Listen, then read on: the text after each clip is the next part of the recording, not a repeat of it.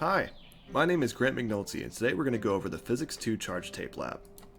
The goal of this lab was to use physical and electrical principles to determine the excess or deficient charge on a piece of clear tape. The materials needed for this lab were simple: a roll of clear tape, a ruler, a desk, a plastic pen, and a neutrally charged book. The physics principles used in this lab were Coulomb's law for electrical forces, Newton's second law, and interactions between charged objects. We will go more in depth on exactly how these principles are used later on. Experiment 1 involved creating a charged piece of tape and observing its interactions between different objects to determine if it had a positive or negative charge. I created the charged pieces of tape by sticking two pieces together and then separating them quickly. The contact and friction between the pieces of tape allowed for electrons to transfer between them, resulting in the pulled off tape no longer having a neutral charge. Once the tape was charged, I held it close to another charged piece of tape, a neutrally charged book, and a negatively charged pen that I rubbed through my hair. The tapes both had the same charge, so I expected them to repel one another. In this experiment, the tape's interaction with the pen is especially important, as I will explain on the next slide. As I expected, when I held the two pieces of tape close to each other, they repelled because they had the same charge. When I brought the neutral book close to the tape, it attracted towards the book. Most importantly, the tape was attracted towards the negatively charged pen. This is important because it tells us that the tape has a net positive charge since it was attracted towards the negatively charged pen. In conclusion, experiment 1 revealed that the charged pieces of tape had a net positive charge, which will be useful in the next experiment. Experiment 2 involves bringing one charged piece of tape under another mounted piece until it began to float upwards. Once the top piece began to float, we were to measure the distance between the two pieces.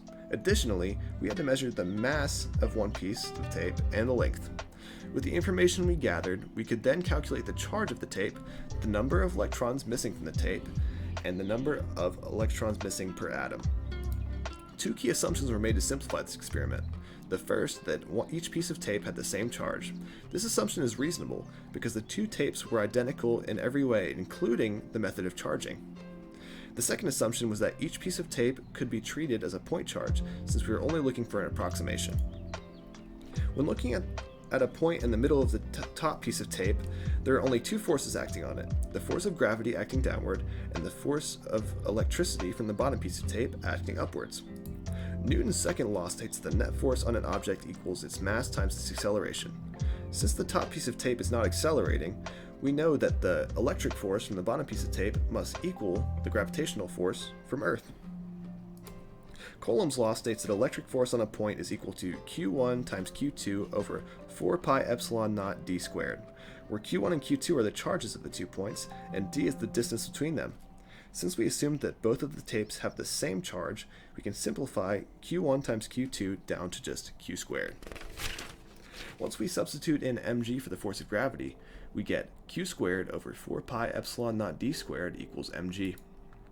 If we solve this expression for Q, we get that Q equals the square root of mg d squared 4 pi epsilon naught. Now that we have an expression for Q, we just have to make our measurements. The mass of my tape was 2 times 10 to the negative 4 kilograms, the length was 0.2 meters, and the distance between the two pieces of tape was 0.0085 meters. If we plug these values into our expression from the previous slide, we get that the charge of the tape is about 4 times 10 to the negative 9th coulombs. Here's my glow script code for calculating the charge of the tape. Feel free to pause if you want to. To calculate the electron efficiency, I divided the charge of the tape by the charge of an electron, which is 1.6 times 10 to the negative 19th coulombs.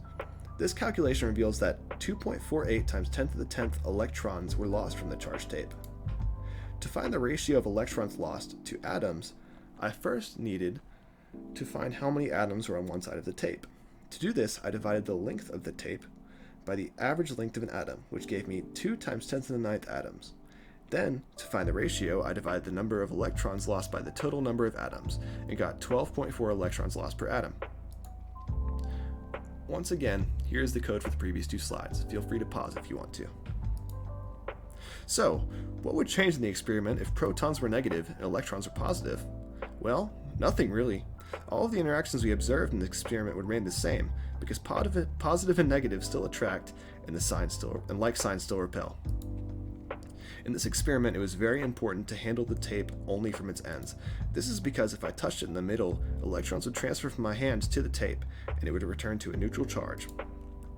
In conclusion, we were able to determine the electron efficiency of a charged piece of tape by floating it over an identical piece of tape, measuring the distance, mass, and length.